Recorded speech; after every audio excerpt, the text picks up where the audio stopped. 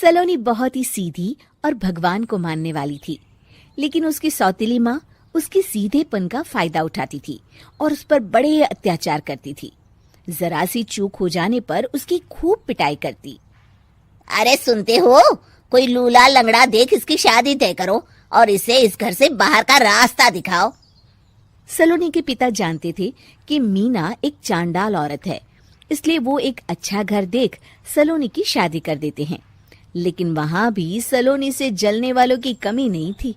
सलोनी की ननद निकिता उसे बिल्कुल पसंद नहीं करती थी। सलोनी, बात तो सुनो जरा। जी कहिए।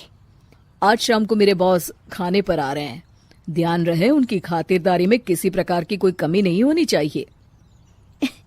जी आपने कह दिया, बिल्कुल वैसा ही होगा। शाम को सलोनी जैसे ही गैस पर खाना चढ़ाकर वहां से जाती है अभी इसके खाने का स्वाद बढ़ाती हूँ। निकिता गैस की आंच तेज कर देती है। थोड़ी देर में देखते ही देखते सारा खाना जल जाता है और पूरे रसोई घर में चारों तरफ धुआं फैल जाता है। अब आएगा मजा। माँ जल्दी आओ, यहाँ देखो सलोनी ने किचन में आग लगा दी। अरे तेरा सत्यानाश हो, कल मुही तूने ये क्या कर दिया? सलोनी की सास उसे बहुत डांट फटकार लगाती है। तभी मोहन अपने बॉस के साथ घर में प्रवेश करता है। अरे भाई मोहन, ये क्या तुम्हारे घर का क्या हाल हो रखा है? लगता है खाना जल गया है। चलो खाने का प्रोग्राम कैंसिल करो, मैं अपने घर जाके खा लूंगा।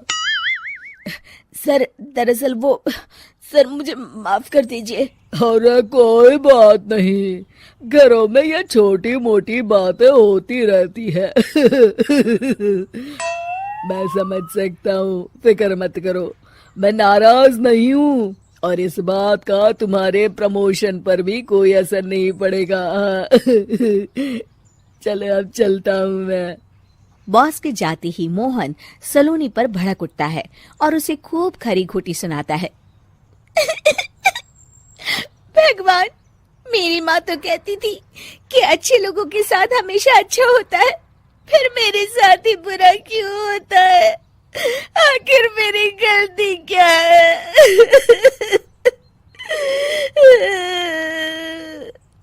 तभी आकाशवाणी होती है। बेटी, अब तुम्हें कोई दुख नहीं दे पाएगा। तुम्हारा बुरा सोचने वाले की मन की सारी बातें तुम पहले ही जान जाओगी। अगले दिन सलोनी निकिता को चाय देने उसके कमरे में जाती है। तब निकिता के मन में कुछ बातें चल रही थी। कल तो मैंने सिर्फ खाना जलाया था, अब तू देखती जा सलोनी, तेरा इस घर में जीना हराम कर दूंगी। अच्छा, तो ये बात है, अब इसे सबक सिखाना ही पड़ेगा। कुछ दिनों के बाद, सलोनी, मेरे कपड़े जल्दी से प्रेस कर दो, ऑफिस के लिए देर हो रही है। सलोनी मोहन के कपड़ों के पास प्रेस गर्म होने के लिए रख देती है और अपने कमरे में चली जाती है। तभी हॉल में निकिता आती है। सलोनी चुपके से उसे देख रही होती है। आज अगर मैंने ये कपड़े जला दिए तब तो पक्का मेरा भाई इस सलोनी की बच्ची को धक्के मार के घर से बाहर निकाल देगा। अरे तू क्या मुझे निकलवाएगी? महादेव है मेरे साथ। ठहर जा निकिता, आज तो तेरी खैर नहीं। सलोनी अपने पति मोहन को बुला लाती है और निकिता की सारी करतूत दिखाने लगती है। निकिता गर्म प्रेस मोहन के कपड़ों पर रखकर अपने कमरे में चली जाती है। मेरी बहन इतनी बड़ी चालबाज निकलेगी, मैंने तो सोचा ही नहीं था। मुझे माफ कर दो सलोनी, मैं तुम्हें गलत समझ रहा था। मोहन निकिता को बुलाकर उसे खूब डांट फटकार लगाता है। उस दिन के बाद से सलोनी की जिंदगी पूरी तरह बदल जाती है। सलोनी हर किसी के मन की बात सुन लेती थी। दूसरी तरफ निकिता का कोई भी दांव सलोनी पर नहीं चलता था और आखिरकार वो भी सलोनी के आगे घुटने टेक देती है। फिर एक दिन सलोनी की सास की सहेली ममता अपनी बहू कविता के साथ वहां आती है।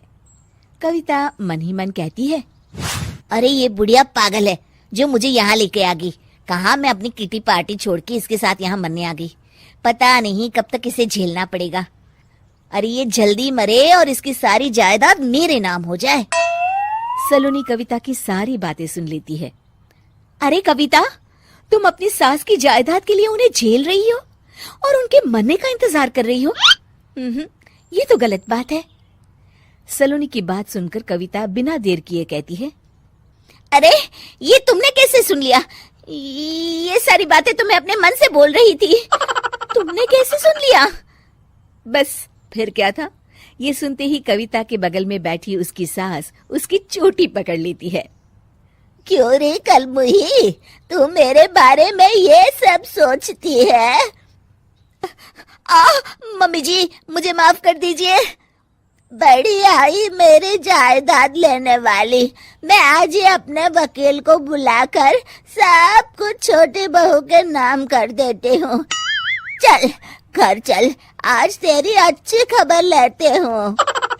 इस तरह सलोनी लोगों के मन की बातें सुन लेती थी, लेकिन धीरे धीरे सलोनी को एहसास होता है कि उसके आसपास के सारे लोग एक दिखावे की जिंदगी जीते हैं और सब एक दूसरे के बारे में बुरा ही सोचते हैं।